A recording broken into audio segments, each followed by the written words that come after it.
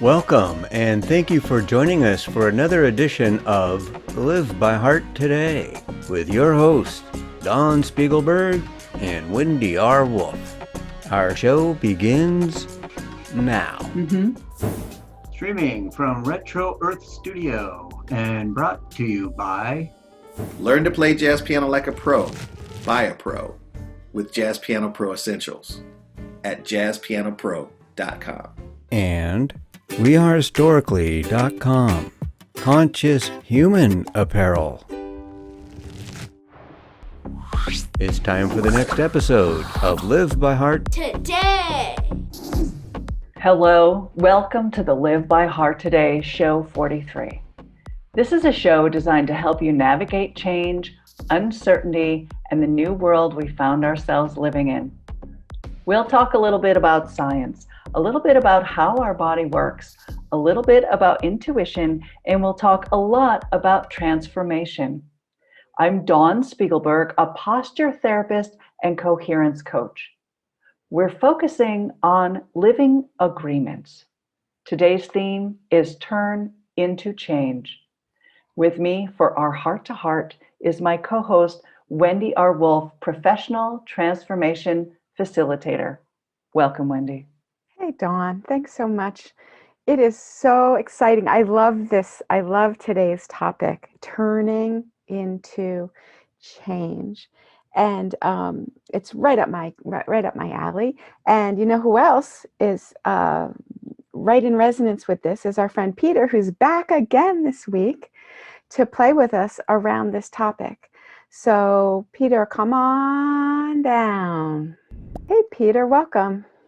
Hey guys, thanks for having me back. Yeah. So last time we heard in some depth the kinds of things you're up to. Can you give us just a couple sentences about what you're up to in the world so people can hear you?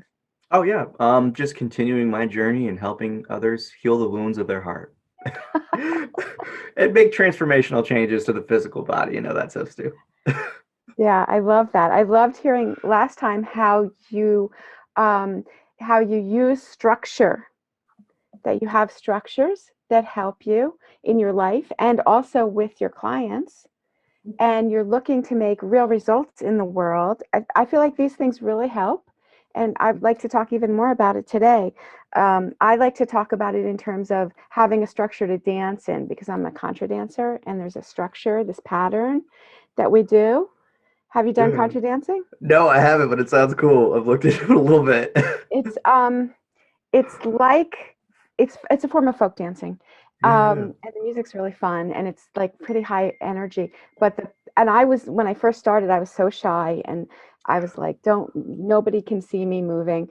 But I was like, I just had to go through these patterns, just these simple patterns. But then I learned to dance in the structure, which is the point, right? We dance in it creates, and that's what, when each of us, we have work with a client right now in our show, it's a structure that we have to show up for. We get to show up for, and then we dance, we play, we learn, we tumble, we change in that structure.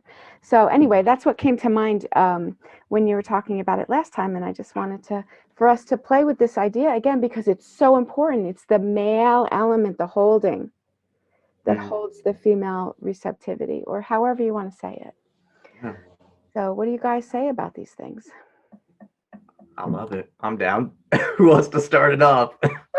Turn into change. The image of turning into change is twofold, right? Like we can turn into beings that are changeable, or we can turn toward change instead of avoiding change. So Peter, was there ever a time in your life when you were avoiding change? Ooh, yeah, I was. And I think I have to use the words of Adyashanti, because once I heard it, it struck so deep into the heart. It was, don't resist your resistance. Ooh, and for me, when I unbaggage that, and I started marinating it a little bit more, I came to recognize I couldn't run away from what it was that was causing apprehension or tension, in my experiential awareness, I had to actually push to understand, well, what is it that's making me uncomfortable? What is it within myself that's even feeling uncomfortable? So I find that in order to really kind of embody change in spirit, it's to fully look within yourself and again, see where it is you don't want to put in the effort. See where it is that you feel like you're resisting it. Where is the tension experience within your awareness, because it's going to lead you to some point to actually free yourself from it. And that's like spirituality is very paradoxical. To alleviate the tension, you have to kind of go through it. It's very much so that, you have to walk through the valley of the shadows of death.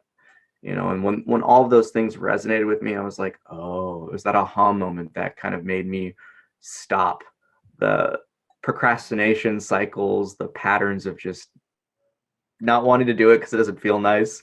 And then recognizing that it was always trying to actually point me towards something to learn from, to grow from, to heal from, to liberate myself or release myself from something. So once I learned the name of how the body reacts to change and I started to recognize its game, that started to help me navigate and end my cycles of past stuff of not wanting to change.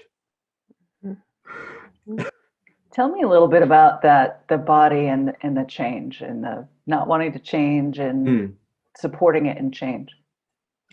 Well, I think it comes back to what Wendy said about structure. And it's important to understand that the body it's no different than pets, if you want to look at it like that, in terms of how they learn, how you teach it. And that sounds weird to people, but if you really do detach yourself from the personal identification of the body to start to see it as and I don't mean to see it as other, like it's an enemy, but see it as objectively as you can.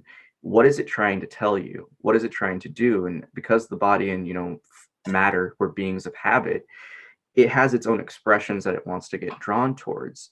So I found that it's this structure that really helps you harmonize and help the body become your ally, opposed to being an opposing force or an opposition force that kind of pulls you to and from.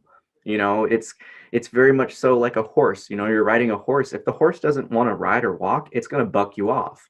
You have a potential to get hurt. It's very similar in that understanding of when you approach the body from this objective standpoint, that you can provide it the structure to fully embrace change because you let it express itself. You listen to it. You know what change it actually wants.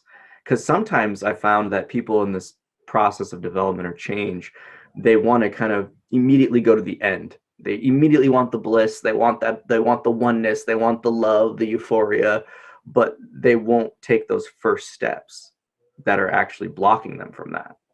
So it's all about really coming in tune with yourself. And that's why I say this whole process of change, it's self-mastery.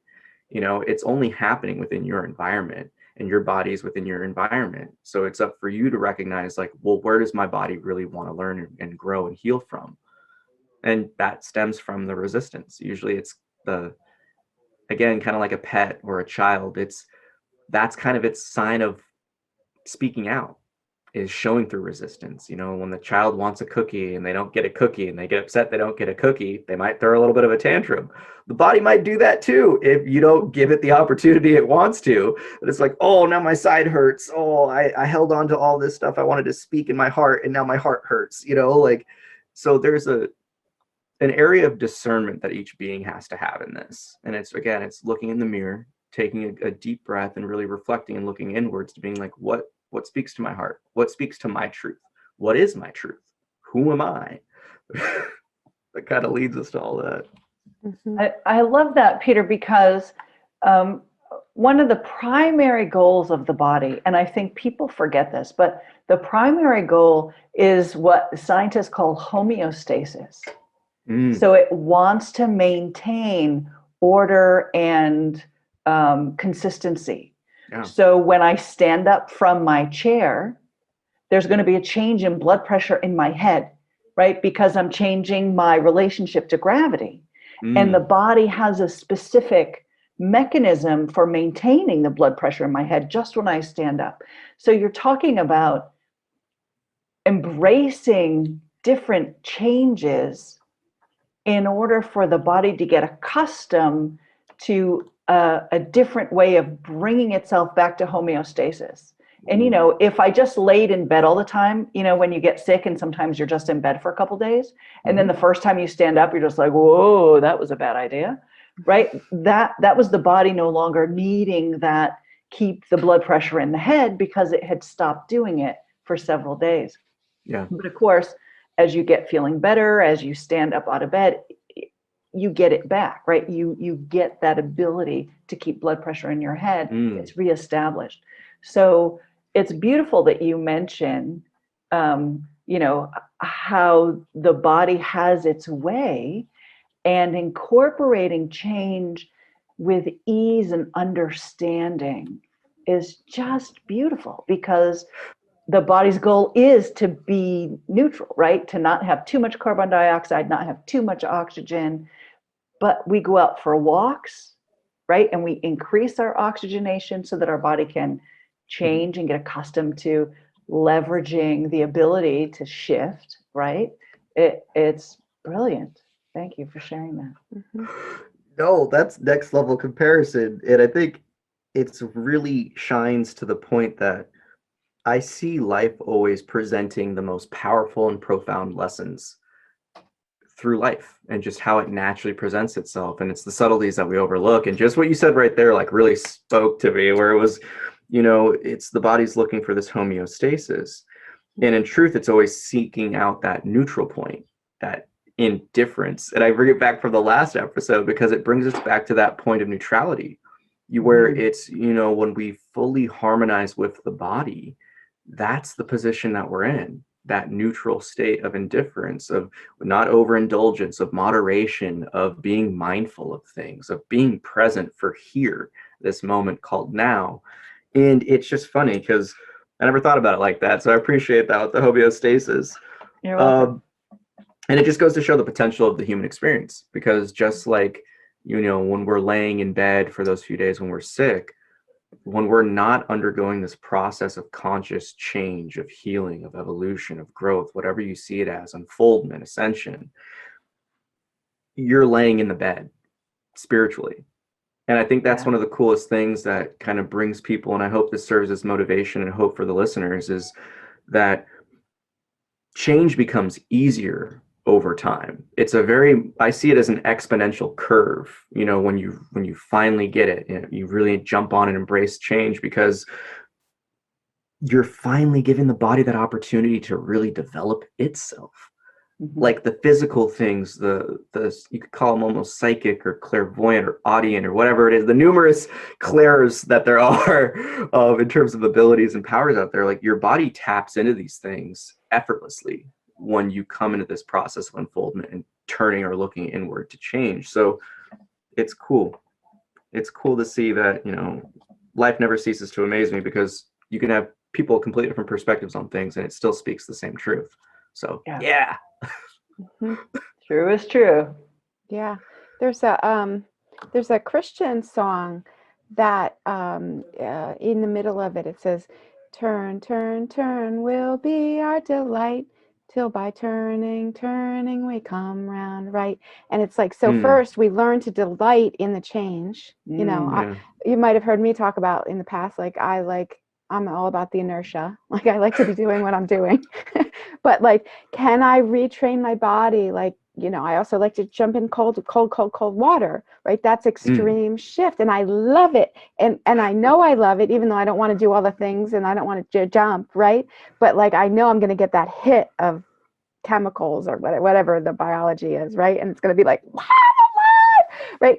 So like, actually training our body to turn and delight in that, and remember that we delight in that, and practice delighting in it. And then that brings us round right to be aligned with our heart, or, living by heart, or aligned with our source, or whatever. And it brings us to the place in our lives and in our inner lives, in our world, where it works. And I'll just do a little Christian in here, because Jesus his main chant, his main thing that he was always babbling about, is repent, because the reign of God is here, because heaven is here, because God is here. And repent doesn't mean like feel terrible and be in dust and ashes. It means turn. It means turn around, change your mind. It means turn in the inner self. It's exactly what we're talking about. And I just wanted to note that this is exactly what we're talking about. I love that. And another thing you've reminded me of, Wendy, is that Christ said, give thanks. Every time he would always say, thank you for this gift, thank you for the healing that's about to happen, right? There was always a thank you. And that leads me to speak with Peter about the comment he made in the last show about gratitude as a force field. And so if we think about gratitude being a force field, you kind of see how Christ was using it as a force field. That's so cool. Peter, will you talk about that a little bit? Oh, yeah. Well, I would say gratitude is the most simple, straightforward, but experientially, personally, this again, coming from my reference frame, I found it as the most powerful form of spirituality, if you want to call it that. And it's because it's the dry erase, it's the eraser to the whiteboard, so to speak. And it's the gratitude that allows us to really wipe the slate clean every morning, every day, and to simply be here for the gracious gift that is life. And I guess the practical understanding behind this is in my own, routine, as we talked about in the last episode, I start my mornings off with gratitude. And the first thing I go to is I'm so grateful to be here experiencing this life, because it means I got another shot. I got another day. And there's nothing more powerful than humbling yourself with the truth of the temporary experience that, our mortal lives hold when we have these bodies. And I find that really is the thanksgiving to all, that we can just, when we're here appreciating what we have, we don't overlook it. It's such a profoundly powerful practice, tool, resource, because when you have conflict or adversity or chaos or the unpredicted happen in life, it gives you that space to really see it.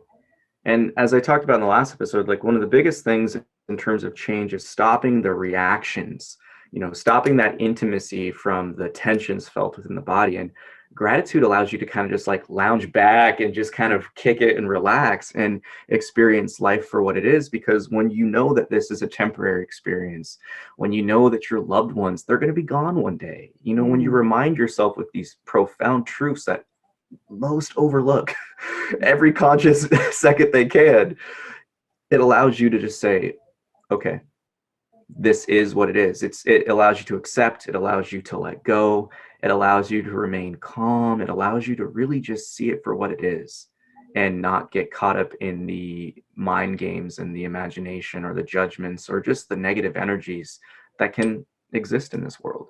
That's why I like the force field aspect, because it really is just like, you're not even in my reference frame. Your energy can't come to me, because, and it comes back, I'm bringing it back, Wendy, you become that rock in the river. The waters of life just flow around you, and you're just this steadfast point of your own truth, your own spirit, your own life.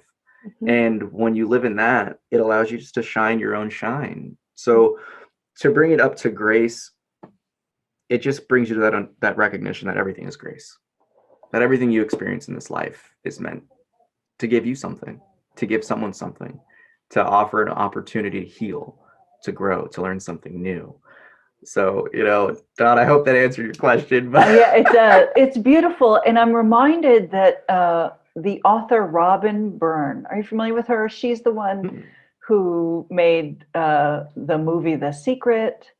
Or she was right. She wrote the book The Secret. She's got other books, The Magic, The Power, and I believe the book called The Power is Gratitude. So that goes right along with you mentioning gratitude as the force field, right? She says it's the power of bringing the here and the now. With that, let's take a short break. Thank you, We Are Storically, for your conscious human apparel. Shop online at wearehistorically.com. Hi, I'm Darius Wilrich.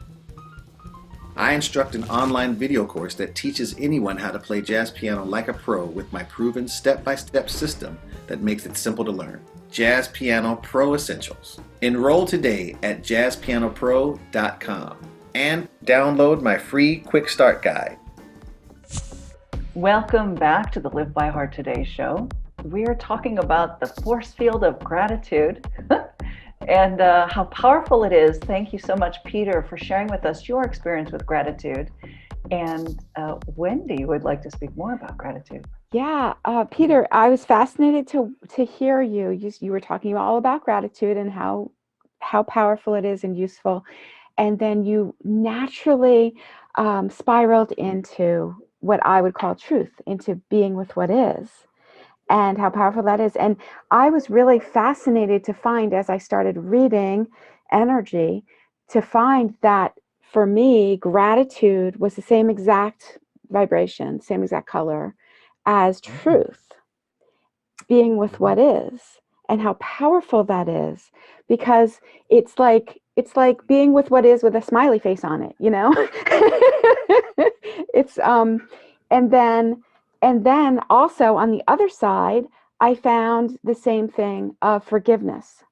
Forgiveness is just being with what is, sometimes with a little not smiley face on it, right? But eventually it's all smiling, because we can be with what is, what was, what will be, without getting carried away, because we're living in truth, that rock of truth. So Wendy, you said the vibration of forgiveness is the same as the vibration of gratitude and the vibration of truth? As I read it. Because Christ said, forgive. Yes, and the picture I have for that, I love the picture I have for that, which is like, like if I am with you in forgiveness, then I'm in the shower with you. I'm in the waterfall with you. I get it too. And if I'm in forgiveness or gratitude or whatever it is, if you're showering with me, Peter, if we're playing outside in the waterfall, you're with me if we're in the same field. So like it's not like I had this huge realization, like, I don't know, 10 years ago. I was like, holy cow, it's not like Zeus coming down with a lightning bolt saying, well, you didn't forgive him, so you're going to die. It's like, this is just how it works. Yes. And I have to jump in and say, Christ said, forgive others and you will be forgiven. And what the implication is if you're in the state of forgiveness, you're in the state of forgiveness, you're forgiven. You forgive and you're forgiven. And that's just transformational right there. Thank you, Wendy. Yeah, it really is awesome. It's really awesome. That's great. And then if you have anything else to say, I do have another jump from here. So anything else on this beautiful subject? Oh, keep it going. So, ultimately for me, this in the deep, ultimately, the truth is the same as love, is the same as who we really are, is the same as what the divine is. So like ultimately the truth is love, and can we bring that love to our bodies? And I loved how you were talking about the pet analogy, because our bodies are earth, our bodies are walking earth, right? And we get to be full of the breath of life in that. But so I like to talk about, can we start to love our bodies like we love our companion animals? Can we start to love them like we love the children that we love? Can we love them like the lovers that we love? These are the three that we tend to be really good at. Us humans, I think. Most people can relate to one of those, right? Can we start to bring that same devoted care to our body relationship? And so, so a 3-year-old, I love you to the moon and back, and you're going to bed. And I just want to jump in. You said love is truth, right? So this is so mathematical because we said, gratitude equals truth and gratitude equals forgiveness, right? And now you're saying truth is love. Yeah. So that would mean love equals gratitude and love equals forgiveness. Yeah. And when we look at the 3-year-old not going to bed, we can express in that moment gratitude and forgiveness because why? The 3-year-old is 3 and can't help himself. Of course, he doesn't want to go to bed or she doesn't want to go to bed, right? So instead of being, we can be in gratitude for the 3-year-old being a 3-year-old. Yes. And forgive them for being a 3-year-old. And I want to add one layer. Forgiveness is a level of understanding of who they are and how they are. Yes. Yeah. I love Being that. with Yeah. Yes. Yeah. And then we bring it back to our own bodies. Can I, with TLC, get myself in bed at a reasonable time? Ooh, you 3-year-old you. I know, I want to play. I don't have to work now. I want to play. Yeah. I love it. That's funny that you guys say that because for me, it comes back to the knowing that everything is love. And I think that's again what the gratitude, the self curiosity, the self love, it all brings it back to this recognition that everything we experience is a game of love.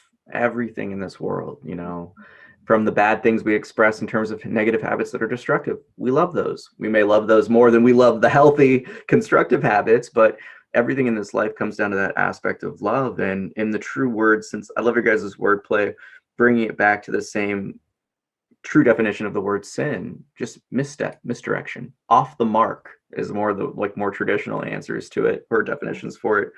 And I think that's the thing where when we come to worship and praise the outside world, we're all sinning. It's coming to recognize that when you gear it inwards of what is love for myself, how do I like love?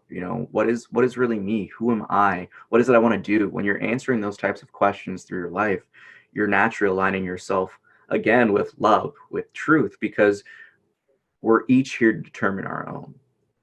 And that's like the highest mission and purpose each of us can do, is take this transformation and journey of change. And really, I like to use your guys' turn into change. Because the way I use my terminology when I teach stuff is like unfolding. We fall into change. I love falling into it because when we think turning, a lot of people still like externalize that. I like falling into, because it's a trust fall within yourself. It's embracing the change and it's a letting go that reveals what is really present. And if we recognize that everything outside of us doesn't hold the answers, if we know that everything outside of us, and when it's identified with as sin, then the only direction is in. And this whole conversation is just like, it's checking so many boxes for what really nourishes the soul and the heart. And that's why, I just thank you guys for this talk, because I love learning new things, and I can't express how many takeaways and one-liners I've gained from this one. I love it. Yeah, this is a good one. Yeah. Thanks, And Peter, you're inspirational. Yeah, you are. And for me, I come from a Christian background, and sin is a big conversation. Yeah. And I am almost never, it doesn't even ever occur to me for years and years and years, because I'm focused on the opposite of that. Yes, I'm always falling off the horse, but I am looking to my source. I'm meaning to align with the source. I'm right. Yeah. And yes, I'm sinning. I'm falling off all the time, but it's not, so it doesn't help me to call it sin. It helps me to call it falling off the horse, because then I can get back on without all the chatter. The judgment and persecution. Right? And the guilt and the shame. It's so subtle, right? It's like I'm falling off in the moment by moment walk with alignment, heart alignment with the source, not like, am I going to kill this person or not? Right? Not, am I going to take money from this cash register? It's so far from the falling off that, we just, we walk, the narrow way is so far from these gross don'ts. the narrow way is here. And yeah, I'm often on the balance beam, but it's right here. Mm-hmm. So I love think- that. love that. Wendy, you're talking about it not being out there, right? It being in here. And we all have a different in here. And a couple shows ago, I talked about my in here was not eating chocolate anymore, right? That's my in her. Lots of people can eat chocolate, but that doesn't serve my best and highest good. And Peter, I loved it when you said the things that we do that aren't healthy for us, sometimes we love those. Like, oh my God, yes, I love chocolate. I love it. But every day, I don't tell myself I love chocolate because then I'm drawn to it again. Yeah. Every day I say, I'm deciding not to eat chocolate today. Yeah. It's a choice, that conscious. Right. And it's an in here choice because there's chocolate in my house, right? Because it's out here, because it's in my environment. So it makes me think about the people who say, well, I can't possibly, it's too hard. And you mentioned helping your clients make a different choice by their deciding whether or not to participate or not participate, right? Are you going to get up and do your exercise or your meditation this morning, or are you not going to do that, right? There's always a choice. So it's just beautiful, beautiful. Thank you so much for bringing it all the way back around. Peter, do you have any closing comments? Because we're wrapping up another show. I guess the one thing that just really resonates in my heart right now is just recognizing that we're all here experiencing this world for a reason, and that's to understand and explore ourselves. The creator can only understand itself through this understanding of seemingly otherness. And when we come to tap into our source, that answer to the question of who am I, life just gets so much easier. Like if I have to do one elevator pitch for the most important thing in life, it's to really seek out the answer to the question of who you are without anything attached to it, without any lessons or insights you've heard from people. Like, who were you before you were named? That is the most important question to answer right now for society and humanity and our conscious evolution as a whole. Yeah. And check out the YouTube channel. I got some more stuff dropping. Awesome. And Dawn, could I say to wrap it up? Yeah. Where I started today with structure. I just want to finish with structure because it occurred to me, like how do we live that? How do we be that? It's allowing the structures in our life to keep us bringing back to that. I feel like makes it possible. Like when I talk to students, we learn a new inner trick. All right, well, maybe make yourself a little sticky. So, because otherwise it's gone, right? That's putting it in existence. So I was just remembering, I think it's Martha Graham. There's this story. She was a pretty famous dance orchestrator person. What's that called? Choreographer. And the story, though, is that if she can get herself out of bed, grab her gym bag, go down the stairs and get into the cab, everything else will happen that she wants to happen. She will work out herself, and then she will do her work, and then right? Because all the structures are there. Her gym bag is packed. The system for the thing is done. When she gets to the gym, she does this, and this, and then she does that, and right? Like if the systems are there, then the creativity and the inspiration and the shining of the light and love can just happen. The magic can happen in that structure. So I just wanted to bring it full circle, and I heard it over and over in this conversation because it was contextualized. So I just want to say that really helps us turn into change.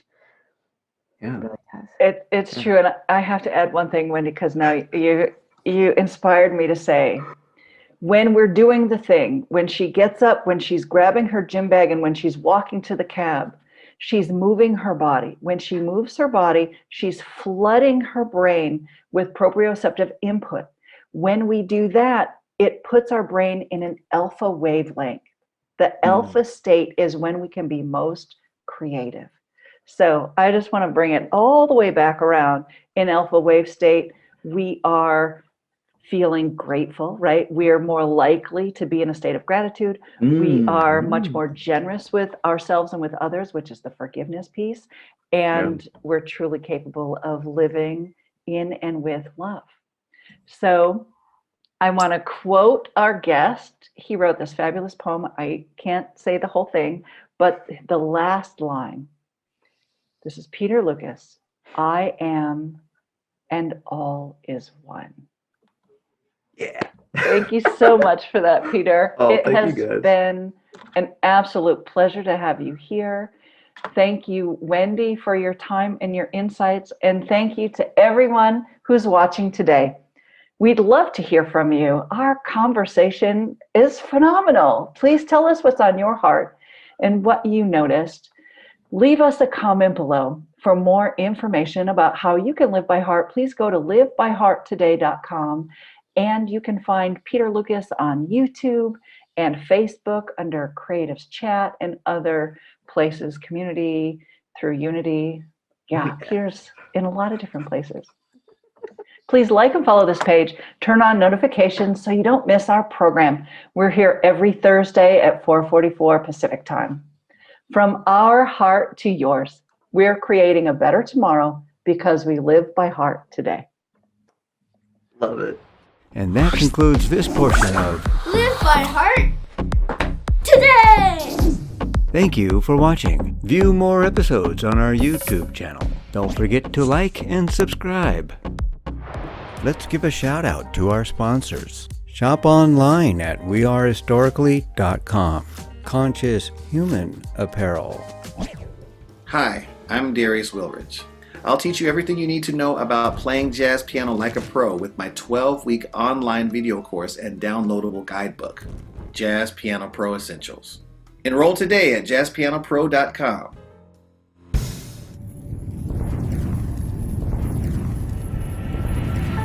Have a happy